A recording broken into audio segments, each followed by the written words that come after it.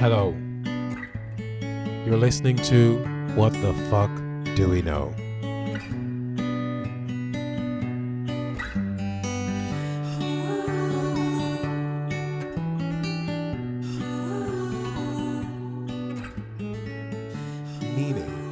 Meaning of life, meaning in life. What are we talking about today? Meaning to life, meaning from life. What is meaning to life? I don't know, I'm just testing out your English aversion to English grammar mistakes. Meaning of life and meaning in life are two correct things. And would you say they're different things or it's the same thing? For me, it's the same. Why? I disagree. Well, if it's different. Strongly. Wow, so passionate. Yes. Passionate about prepositions.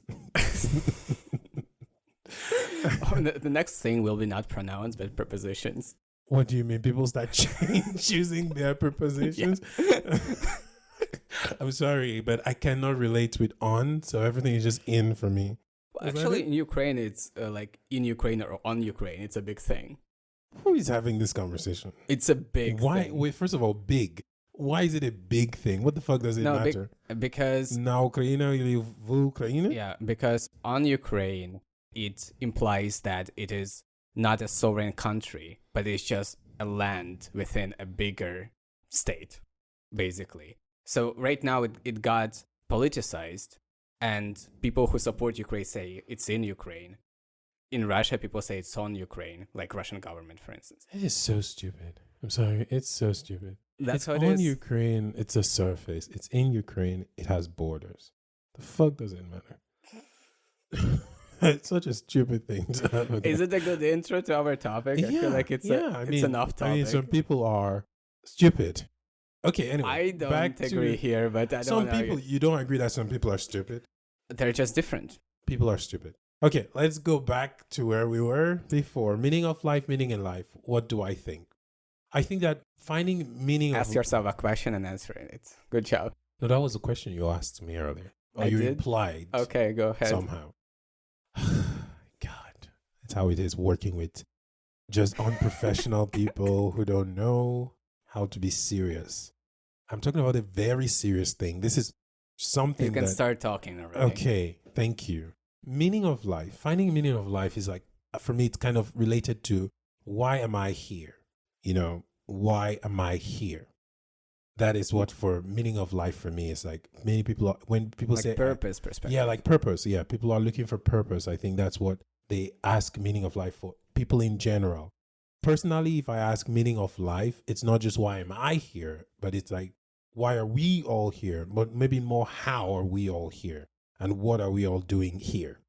But meaning in life, I believe, is people finding a way to add value to their life. It's not why am I here, but it's what can I do to make my life seem meaningful. So it's about feeling. Yeah, it's more about like feeling that they did something. It's so meaning in life, I would totally connect to people trying to create a legacy for themselves, people doing things to leave something, an imprint in the world or something. And meaning of life, it's more of just like, I think you would have to, it's more of an existential question, and it's about like God sometimes, and it's just more purpose driven, more like, you understand me? Do you understand me? I think I do, but I don't want to distinguish, but I recognize these distinctions. I think they're useful, but I'm not sure that this is the terminology people use. For me, it doesn't bring any associations like the change in prepositions. So I suggest using it interchangeably. I don't, because you don't, but I will not remember it. But I do agree with the purpose perspective. I think this is what a lot of people think about when they say it. And that's not the way I see it. For me, meaningfulness is a feeling. And it's more about, I guess at the end, I just reduce it to a psychological question. And if we'll probably talk about components of a meaningful life. And for me, it's just a strictly psychological question. So this is meaning in life. A meaningful life would be meaning in life. It's feeling and finding value to your life, finding some kind of worth in your life, meaning in life. And meaning of life is, this is any life, this is like existential. Yeah, it's more of an existential question of why are we here. Okay, I'll try to memorize your terminology. We can talk about meaningfulness. That is meaning in life to me, at least. Or we can talk about both of those things. Yeah, I'm very, very open to everything. So open. Okay, so let's start with this purpose thing. Okay. So I'm the kind of person who doesn't think there is any purpose. Yeah, you're useless on this earth. We know. Not only to me, to everyone. Well, you are useless to everyone. That's including correct. Thank you. Everyone seems to like hitting on my self-esteem today. Your bosses did? No, other people. Who? My my speaking club.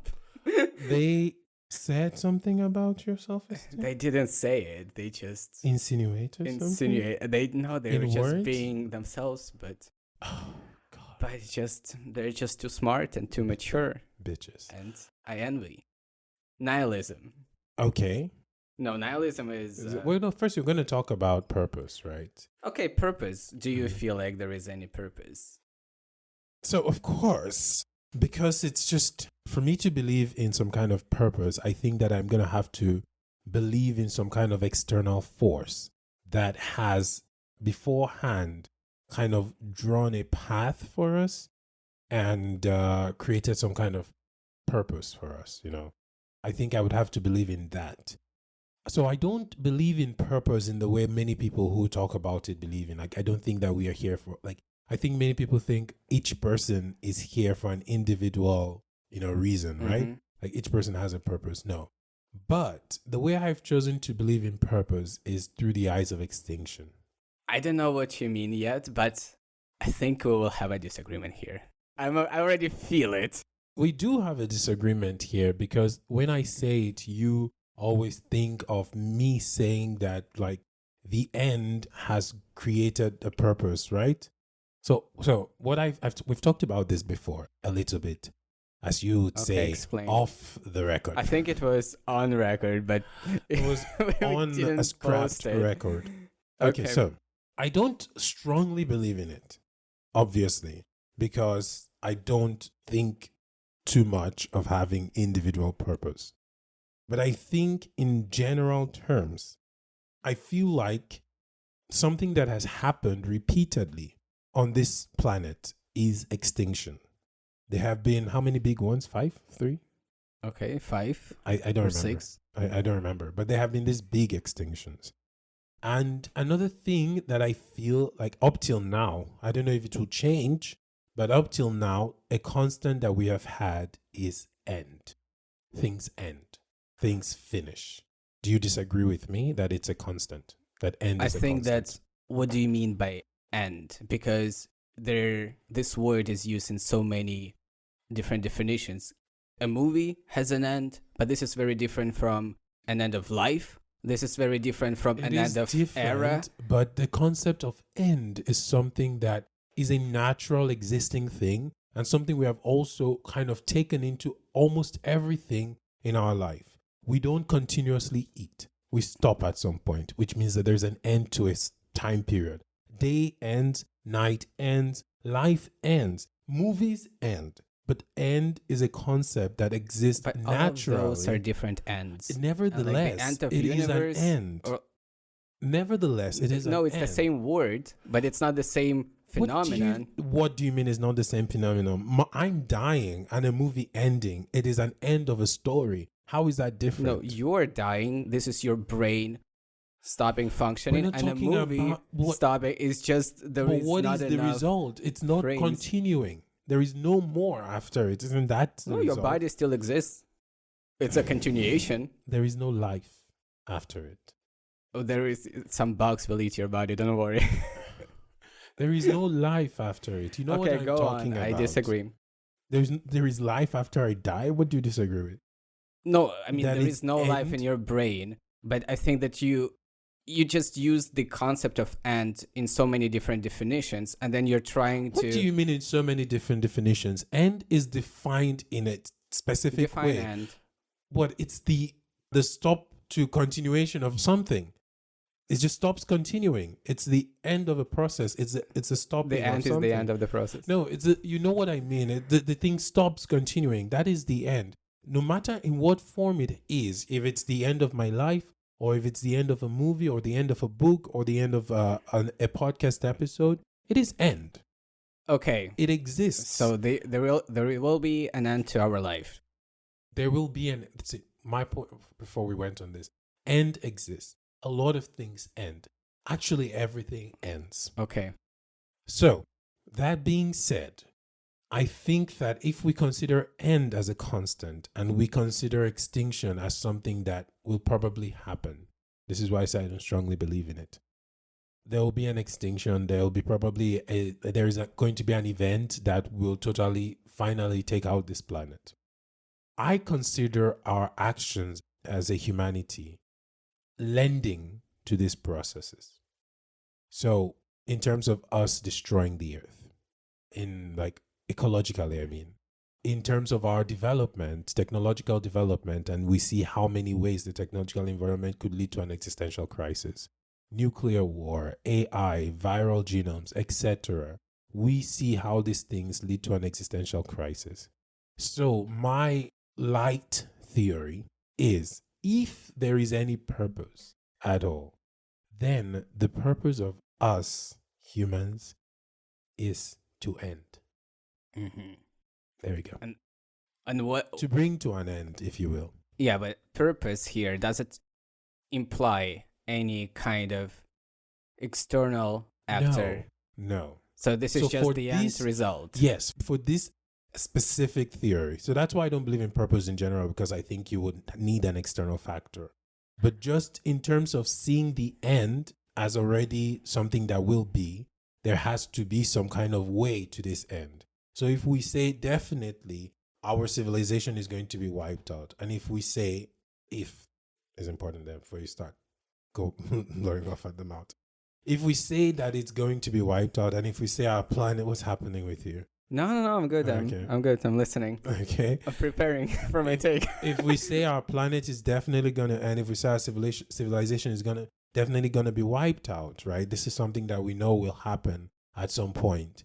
Then we could say that as a humanity, everything we do, if we look at it, actually, is somehow we always keep creating these existential threats.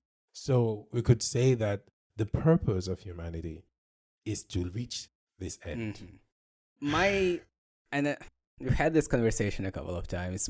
I just don't like you using purpose in this meaning, because for most people, purpose implies this third party actor.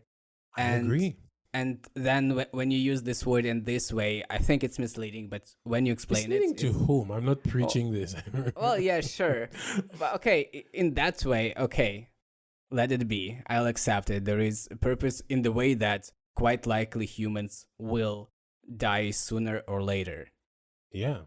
And that's the purpose there. It's like dying.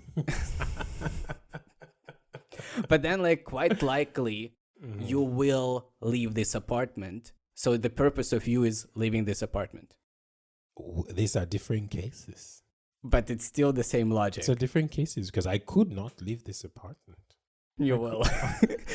If not through the door. I joke there, but of course, yes, it's different. It's just like me trying to make sense out of something.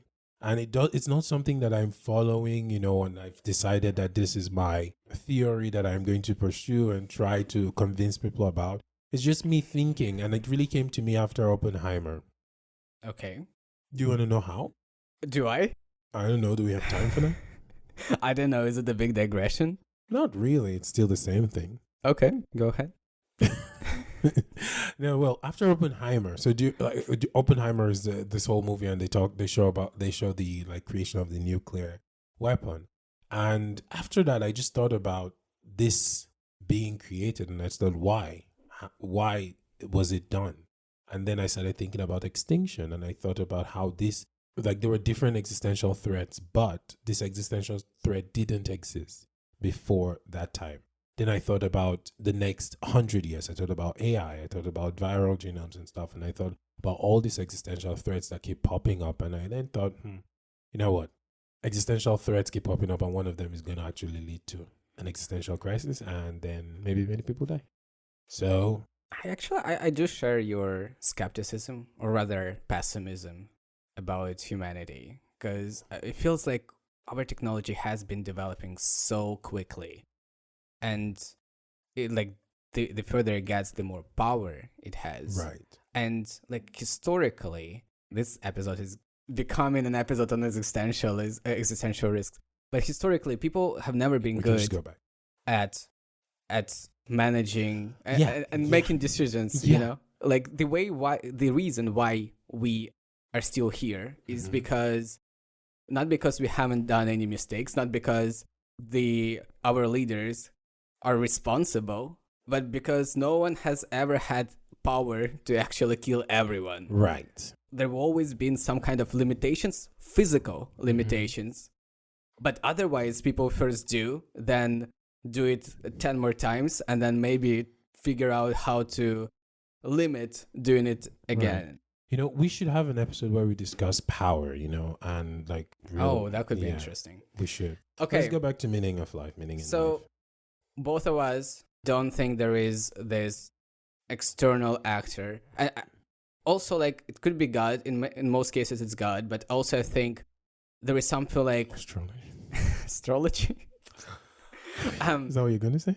No. Okay. Like, you can believe that things are supposed to work in a specific way without this anthropomorphic figure, like karma, for instance. Well, it's I don't think supposed that you to can be this way. No, I know that a lot of people do believe in karma.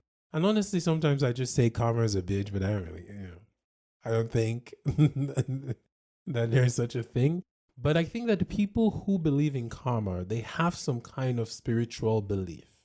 They have some level of spiritual belief where they believe in some, okay, maybe not an anthropomorphic figure, but maybe they believe in energy, for example. Okay. And they believe in something, but it's not like just, they do have some belief. But it's not, it doesn't have there is an external agency. It's kind of like a morphic thing, like energy, they usually say. Oh, yeah. So it doesn't have the same agency as, like, kind of like a god that has some kind of moral things. It's just kind of like the universe works in this way, and that's it. It's like it's more like... No, but I think that not just that one diversion, digressing, sorry, in Rick and Morty. Oh my god. Wait. I'll come back to it. This is a 2-hour episode. No. Don't worry. No, seriously. In Rick and Morty, okay. Remember there's this gas that he's supposed to kill, antimatter, I think, that he's supposed to kill, and it sinks and it shows you like it like makes people do things. I cried in that episode. Why? Honestly, like this gas kind of like gets into people's heads and like changes people's minds and makes them kill each other, and that's how it operates. It works like on a mental level, telepathy. And I just thought of that in sort of like, what if, like imagine like in a more real term, in terms of like news and in terms of like propaganda, in terms of like actual controlling narratives and making people believe you. And I saw that as like, fuck, people are doing that already. And imagine like someone who is so good at that, like Hitler was. And and I felt sad and I cried because I just thought it could happen again now. But anyway, going back, energy. Okay. So I don't think that, I think that a lot of them do think that this energy does control somehow this like life, that it's not just like, I don't know, I don't think they would say it has agency, but I think that they feel that it is responsible for a lot of things in life. It's very decentralized. I think this is the difference. But okay, I don't think it matters that much because neither of us believe in it. So that leaves... Well, you just said it. So that leaves us with, I guess, existentialism. We kind of narrow it down to saying that there is no ultimate meaning for any person. However, at least existentialism says that you can create your meaning. You can own it, your own life. And which brings us to meaningfulness, right? This is meaning in life. Because if we say there is no meaning of life, there is no external force that has like set some kind of course for you in life, for each person in life, then the next question is then what is the point of living? Why is it worth it? And that's where it comes in, like making your life meaningful in a way that makes you want to live it. So meaningfulness as a feeling, you mean? Yes. I agree here. Yeah. So I think that what you said just leads us to meaningfulness, where people have to try to find meaning for themselves individually in a way that makes them just feel like their life was worth living. I think my biggest problem with existentialism is that I think authenticity, they really like talking about it. Like, just be yourself, live according to your own values. And I have a couple of problems with it. First, a lot of people don't know what their values are. Do you?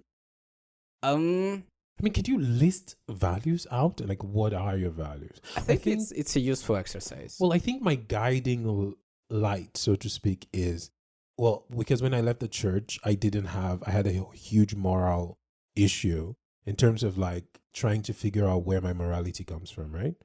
And so I kind of settled on something that hasn't left me yet, because I don't have like God so much at all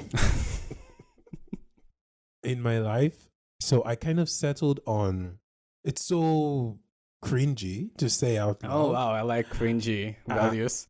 But it's about like my relationship with people.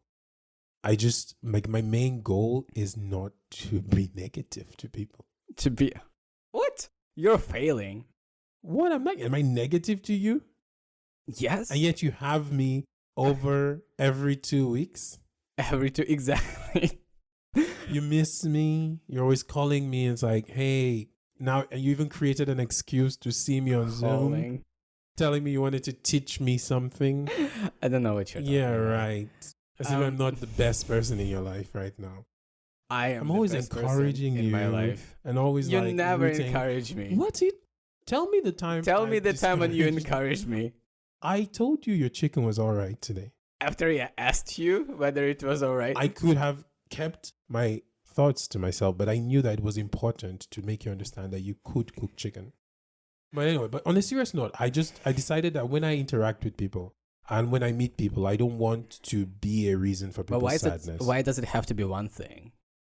No, it's just one of them. I don't know the others that way. I don't know what I can list out, but I just think like this one of them, and that might be the most important thing, because at that point I wanted to meet more people, because I had just lost like a huge part of my social circle by leaving church. So I think that I wanted to meet people and I wanted to have positive interactions with people. And so I decided that like, what I'm going to always do is just try not to be negative to people and not to be like a reason someone is sad or angry or depressed. Of course, I've not always got it, because people don't have to, everybody cannot like me, but I do my best to not be, that person, which means I keep a lot of comments to myself.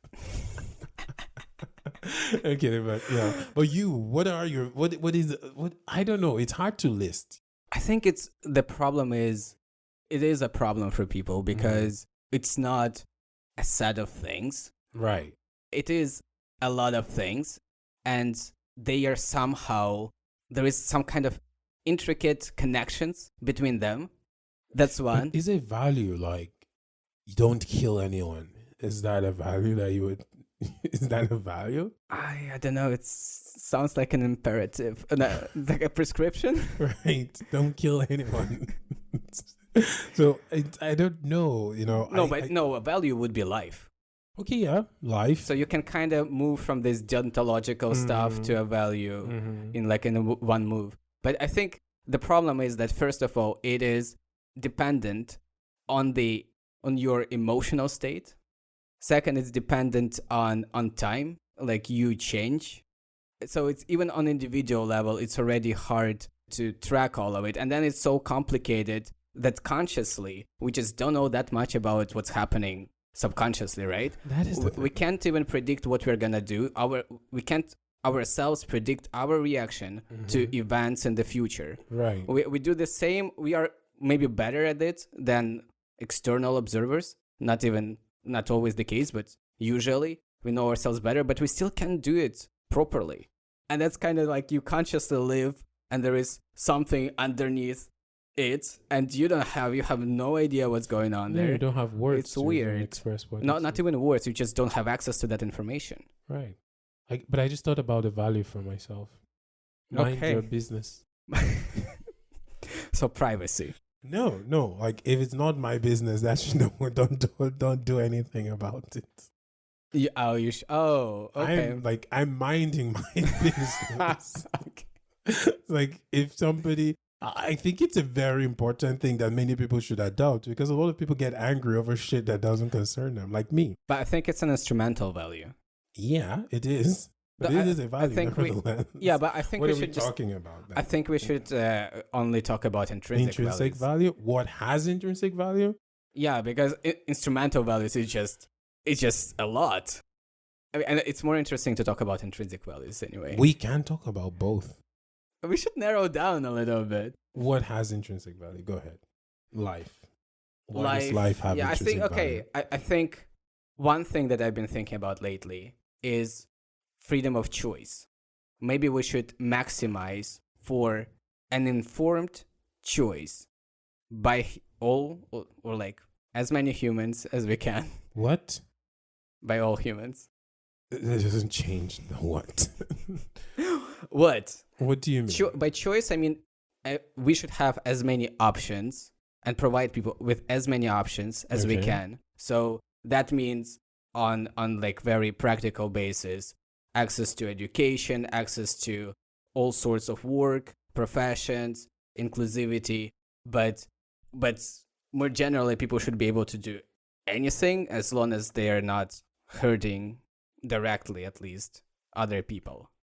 I don't know that that's good for our society. I think it's a good basis. I mean, it's very a liberal perspective, I would say. I agree. But like, what do you see a problem with it? Hurting, but like, what do you mean hurting? What I mean, there is a lot of gray area there. Yeah. But direct hurting. What kind of hurt? Like killing. Is that the only kind of hurt? What about I mean, beating up. Is those physical? What about mental? Physical. I mean, I think freedom of speech is important. I think it has both intrinsic and instrumental value. Freedom of speech? Yes. Intrinsic value? For me, it also has intrinsic value. It has a lot of instrumental value too. But I think for me personally, it has freedom of choice, value. I can see that. But freedom of speech, freedom of your choice to speak. Freedom talking of shit. And not being beaten up for it. I really think that freedom of speech is, I value freedom of speech, but I really think that I'm not mad at some, controlled speech. I do get a little bit mad, yeah. I'm not, to go to something that we have decided not to talk about. I don't think they should be. There's a freedom of speech here. No. not really. But no, I'm not going to go there. But I think like some control is fine. I think that the problem with freedom of speech for me is freedom of propagation of your speech.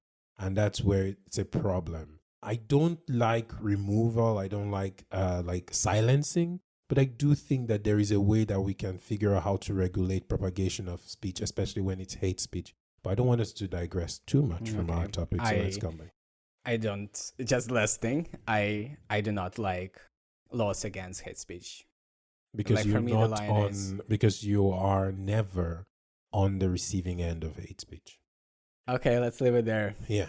Let's leave it there. Coming back to existentialism. So I said my problem with it is that first of all, people don't know what they want. I think it does answer one question, but it kind of a little bit pretends that it figures things out with this authenticity. But in fact, another question arises, which is not answered. And especially if you think about what we know currently about neurobiology, about how much environment, how much impact environment has on human culture and who we are, our values. And also, we do actually have some level of control over our values in the way that, for instance, I can choose what to focus my attention on. I can choose what to read. And I know that if I read a little bit more about famine in North Korea, I will care about it a little bit more than famine. Okay. I will care about it a little bit more if I read about some other issues. You might read about it and not give a shit. Well, I will care about it more than I do now. It's relative. I think. I mean, I do think you can. Do you think you can control to some extent your values, like the way they develop? Well, I think that yes, because you can simply choose not to pay attention to something, no matter how much information is, how much information or access you have to it. I think a big thing. Do you care about the suffering of the people of Gaza? To the extent I can care, yes. But I mean, I know why you're laughing. I could have obviously researched it more, and like. Do you think if you researched it more, you would begin to? I think it's important. The important thing is like forming this emotional connection. So right now we've talked about this like in private, and I don't think we want to get cancelled. So. But I think that I have a more kind of sensitive view in this to this situation than you do. In terms of you all just like, oh, and if this happens and this happens, oh, let's analyze this and this happens and blah blah blah. But I feel the pain. I'm kidding. I'm painting you to be some kind of heartless bitch. Oh, which I am, but right, not here. No, but do you think that if you looked more into it, you would, for example, say something like, okay, Israel has to stop bombing? The thing here is that it's not that I am against Gaza, I just don't have a strong opinion. I understand. So that's what I mean. But if I researched it more, I think on the side, it could go both ways. No, but if you researched it in terms of like you were reading, like there was like a constant flow of information about Gazans, like about they're running over their debts or they're trying to survive through this bombardment, do you think that you would begin to kind of value their lives more? More than I do now, probably yes. I think you could still be able to choose. I think an important part here is like building, having these emotions, like really connecting to people, building some emotional bridge, and that can only happen if you like really delve into the topic and like really read stories and like watch some interviews. But imagine how like you would be like, you know, these things that stand in American gas stations that move all around, this tall balloon figures. Okay, yeah. Right, because you have access to a lot of information about many things, and you grow up 1 year, you spend 1 year like really getting into some information, you start caring about it, you start forming values towards this problem, and then there's other information out there, and you start reading other information, and you're just kind of like, if you don't have any ability to choose, aren't you just kind of going around the place without any firm values? Well, first of all, I don't think we can control it like very precisely. So it's I don't think everybody can control it very precisely, but I don't think anyone can do it very well, in my opinion. It's just you have some control over it. I don't think you have a lot of control over it, because even like choosing what to pay attention to, somewhere at the back of your mind, you kind of know that there is something else there. So, and that kind of grounds you and doesn't allow you to go all the way. But I want to apologize a second. I said America, I meant the US. But about it. But you know, let's use me, for example. I had very rooted, like strong values in something before. I had read the Bible cover to cover. I believed very strongly what I read. Then I started to read other things. I started to analyze other things. I started to consider people, listen to people who had different ideas. And I made the switch. But how much of a conscious choice it was? It was a very conscious choice. But the thing is that you already had this doubt. Yeah, but the doubt was born from something, though. I allowed myself access to information because there was information, and I didn't see the point of restricting my access to this information. And to other people talking, especially to like listening to other people speak. And that began to sow doubt, mostly reading, I think. That began to sow doubt in my mind, because I think what really started my doubt was reading people experience lives that were different from me and made more sense to me. But you didn't have, when you started doing that, you didn't have in your mind a goal that, okay, now I want to become an atheist. No, And but I'm gonna do this and this and this, and then I will learn and like train myself to be an atheist. No, but see, I'll tell you, this happened twice in my life. When I was 16 at first, that was the first time I really had big doubts. Well, no, it wasn't the first time, but that's the first time that I decided to pursue my doubts and I started to kind of read more stuff and try to see other things. Then I got scared. Okay. And so personal. But yeah, I got scared. And I remember the statement that I said then to myself, actually verbatim, because I got scared and I thought, who will I be without this? A huge part of me and without God. And I started to change my questioning, not to like without God, but like, is there really more with God? And is God really true? Like, instead of I was trying to confirm my belief already instead of trying that's smart. Yeah. So I made the decision and I said to myself, well, if I'm doubting, why would I go away? This is literally what I said to myself. If I have doubts, why would I go away from the place that can give me answers? And that was how I convinced myself to go back to church. And I convinced myself to let go of all the doubt and continue that. And then later it came up again. And I made a different decision to go away. Okay. So how much? But you see, you can kind of choose the direction, but I don't feel like you had that much control over it. You chose the direction. You didn't know where it's gonna end, where it's gonna stop, where you will end up. But when you're talking about control, you're talking about choosing the value. Yeah, I don't think you can choose the value. Like, okay, I'm gonna train myself to have this value. You know where you're going, the direction. The bar keeps moving with you. Jesus Christ. Okay, and this is my kind of problem with existentialism, because if you can do that, even within limits, you know that you can choose your values to some extent. And then how does telling you that you should just live according to your values, what does it mean if you can choose your values? Well, live according to the things that you choose. But what do you choose? Exactly. So, like, just be yourself, but, like... Who are you? Who am I? Yeah. Someone asks you, who am I? Well, that is always... Well, the first step is to find out who you are. Honestly, this is one of the most ridiculous questions to me in the world. Because I have no idea what the answer is. What is who are you? How do you ever answer that question? Maybe the question is... The problem is with the question, not that there is no answer. No, yeah, I'm talking about the question. Okay, the question is, I mean, you can go into these identities and stuff. What are we talking physical? If you say who are physical, you? I'm a male person named male person. I'm a non-menstruating person. I don't know. You are an animal. I thought you were gonna say I'm menstruating. I was like, what?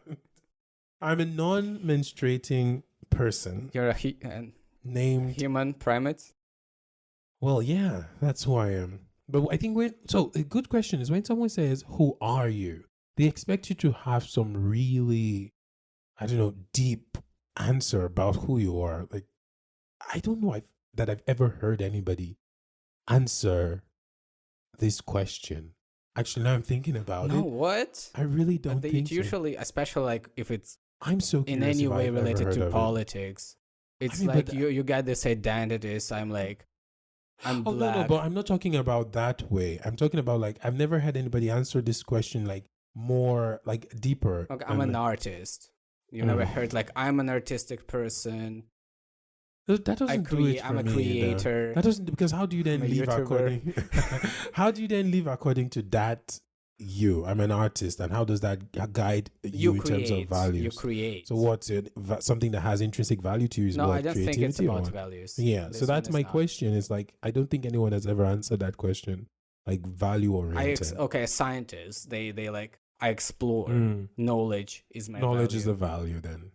But what would you say? I'm a knowledge seeker. I just punch you in the face. Pretentious. It's pretentious, but no, but I like knowledge. I'm a knowledge seeker. But if that's the truth. The fuck out of here. It's like, I think that one of the funniest jobs that I've seen in recent days is I am a culture critic. a culture critic. I'm like, what the fuck is that? I'm at some point in my past. So I've never been a big reader. And then at some point, this is the most ridiculous book that I've ever read. What? In terms, not the book.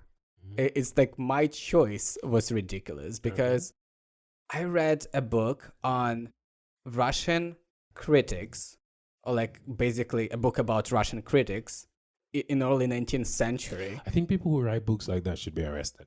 This is ridiculous because I didn't even read more than 10 books in Russian literature, but I decided to read that book and I stick to it. I didn't finish it, fortunately, but I read half of it. It was so boring. I have really no idea why I did that. Because so stupid. You're a knowledge seeker. Exactly. Okay. Let's have a break and have a drink. Okay, alcoholic.